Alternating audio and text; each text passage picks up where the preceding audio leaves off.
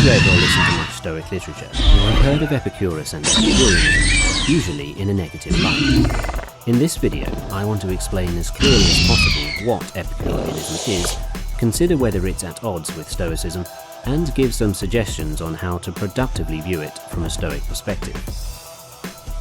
Epicureanism is technically a hedonistic philosophy. It teaches that the highest good is pleasure, but pleasure achieved through freedom from pain and tranquility of mind, rather than through the types of sensual desires that we commonly associate with hedonism. When, therefore, we maintain that pleasure is the end, we do not mean the pleasures of profligates and those that consist in sensuality, as is supposed by some who are either ignorant or disagree with us or do not understand, but freedom from pain in the body and from trouble in the mind. In practice, therefore, a true Epicurean life usually entails self-discipline, simple living, and the maintenance of strong friendships. Look up the word Epicurean in the dictionary, however, and you'll see its modern usage is almost the exact opposite. Just like Stoicism, its colloquial meaning has drifted over the millennia. However, unlike Stoicism, this drift is largely the result of a deliberate mischaracterization by early scholars. Before diving into the weeds of the philosophy, let's do a high-level comparison of both Stoicism and Epicureanism. For those of you with short attention spans, this is the TLDR version. The virtues. In the eyes of Epicureanism, the virtues are only good insofar as they help you attain pleasure and happiness, but they are not good in and of themselves.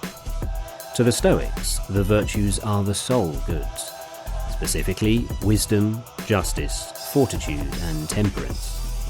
They are their own rewards, and the fact that they tend to lead to a happy life is an incidental benefit. Pleasure, meaning comfort, wealth, and lack of pain. In the eyes of Epicureanism, pleasure is the highest good. It is what we should seek for a happy life. True pleasure is achieved through the elimination of pain and fear. To that end, it is characterized by sufficient food, a comfortable dwelling, peaceful relationships, close friends, and temperance. To the Stoics, pleasure, wealth, and lack of pains are preferred indifference. It's better to have them than not, but a good life can be led without them.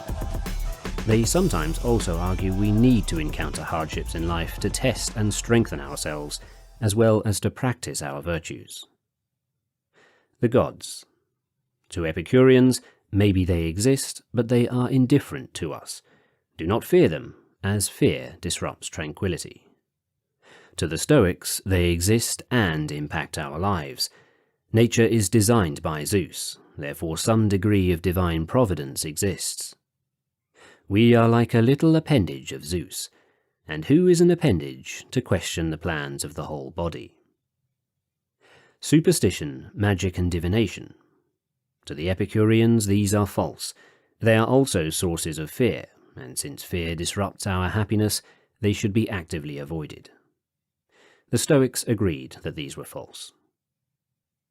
On a cursory glance, then, Epicureanism places pleasure above virtue, and Stoicism does the opposite.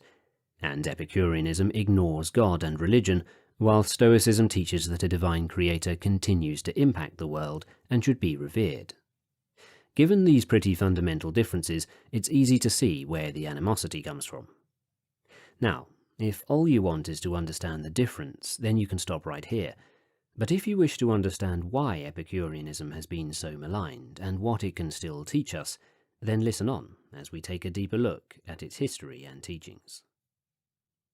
Stranger, you would do good to stay a while, for here the highest good is pleasure.